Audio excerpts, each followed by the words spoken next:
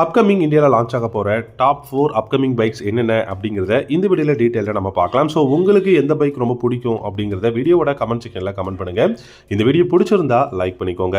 ஃபஸ்ட்டாக நம்ம பார்க்க போகிற பைக் அப்படின்னு பார்த்தீங்கன்னா கவாசக்கியோட Z125 அப்படிங்கிற இந்த ஒரு நேக்கட் ஸ்ட்ரீட் ஃபைட்டர்.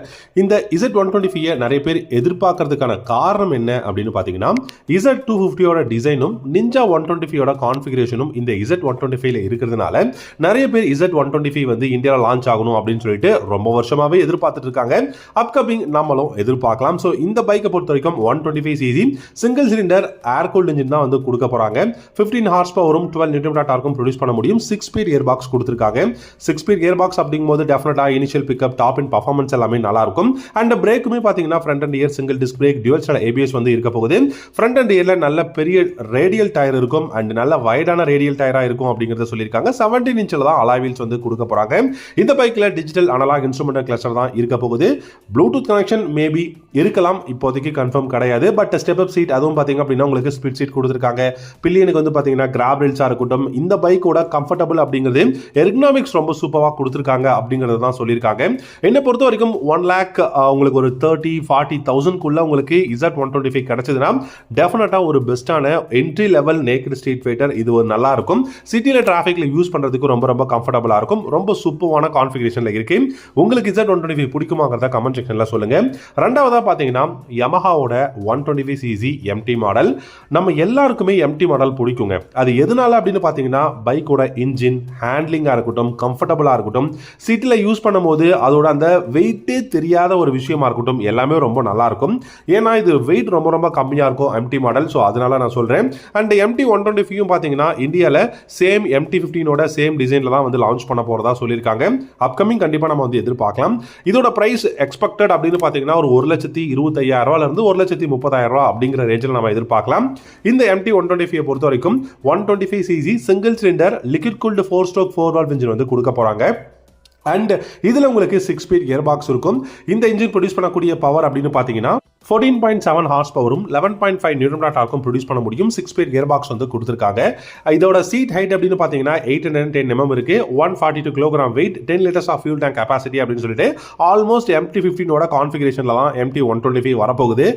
உங்களுக்கு இன்ஜின் டிஸ்பிளேஸ்மெண்ட்டை தவிர மித்தபடி உங்களுக்கு MT15ல இருக்கிற எல்லா விஷயங்களும் இதில் இருக்கும். ஃப்ரண்ட்ல 292 mm ஐடாலிக் சிங்கிள் டிஸ்கும், ரியர்ல 220 mm ஐடாலிக் சிங்கிள் டிஸ்கும் கொடுக்க போறாங்க.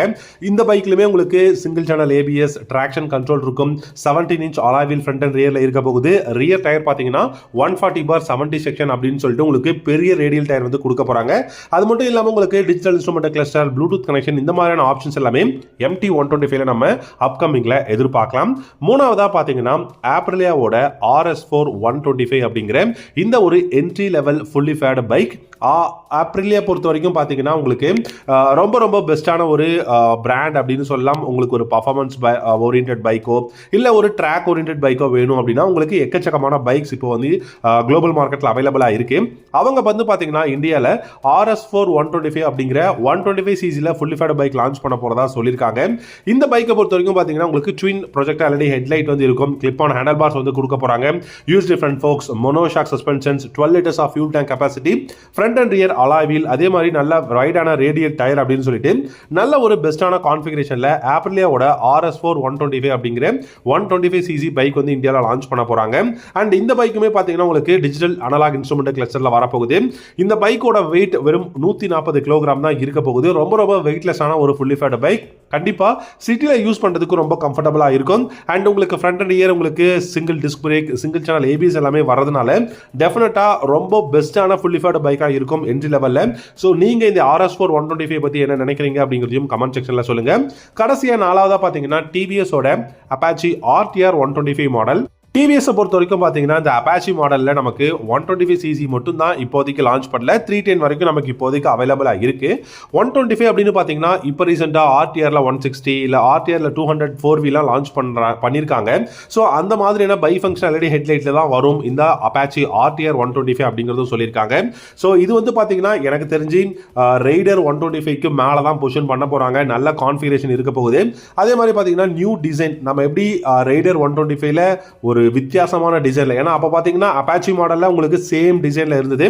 அதுக்கு நீங்கள் 110 100cc ஸ்போர்ட்ஸ் மாடல்லாம் போனீங்க அப்படின்னா, அதாவது ஸ்போர்ட்ஸ் அப்புறம் விக்டர் இந்த மாதிரியான மாடல்லாம் நீங்கள் போனீங்கன்னா உங்களுக்கு ஒரே விதமான அந்த ஒரு கம்ப்யூட்டர் டிசைன் தான் இருக்கும். ஸோ அந்த டைமில் ரைடர் 125க்கு ரொம்ப ஒரு எதிர்பார்க்காத டிசைன் வந்து கொடுத்தாங்க. அந்த மாதிரி தான் அப்பாச்சி ஆர்டிஆர் 125க்கும் டிஃப்ரெண்டான ஒரு டிசைனில் வந்து லான்ச் பண்ண போகிறாங்க. 1,20,000 எக்ஸ்ஷோரூம் பிரைஸ் வந்து இருக்க போகுது.